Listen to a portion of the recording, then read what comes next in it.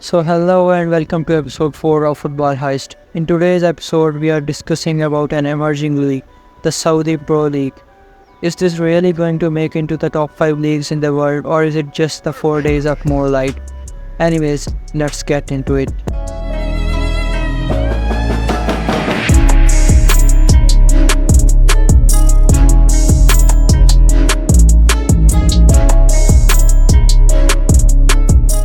Football has been traditionally dominated by the big 5 leagues of Europe: England, Spain, Italy, Germany and France.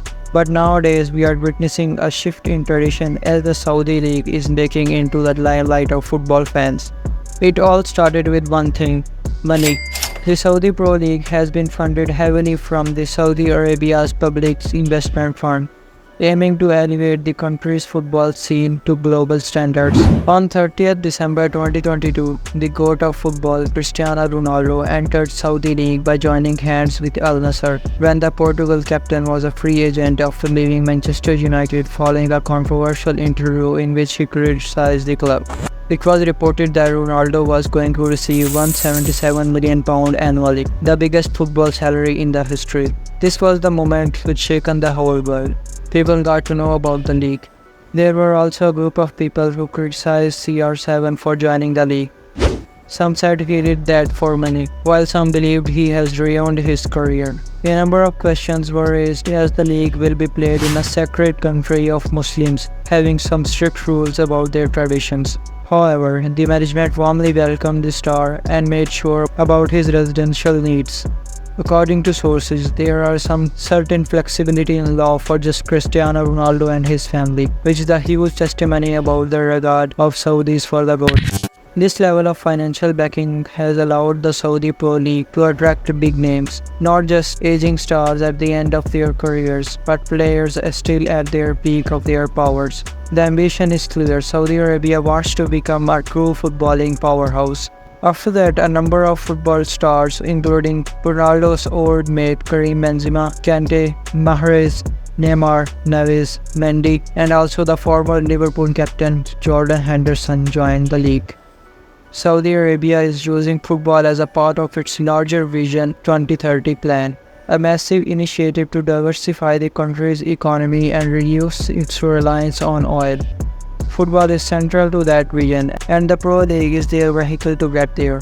So the big question remains: can the Saudi Pro League really compete with Europe's top leagues? Well, they are not there yet, but the trajectory they are on is impressive. And if they continue developing local talent and expanding their global presence, the gap will close.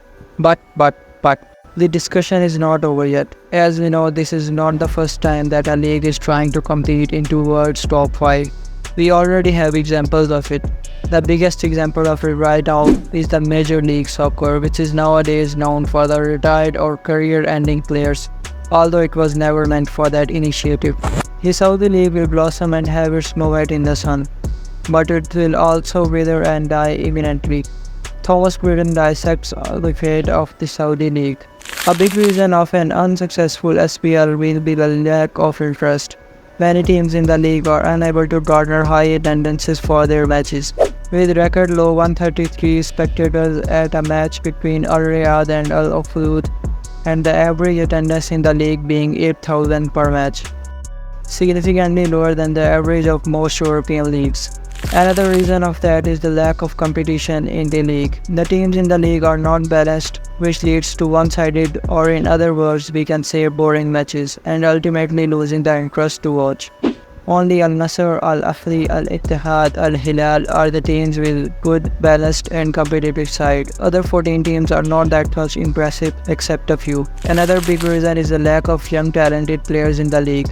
According to reports, number of players like Mbappe, Haaland, Salah, Harry Kane and many other young guns were contacted, but they put down the offer. This has created an image of reflection of a league as a house of retiring players for the sake of one last paycheck.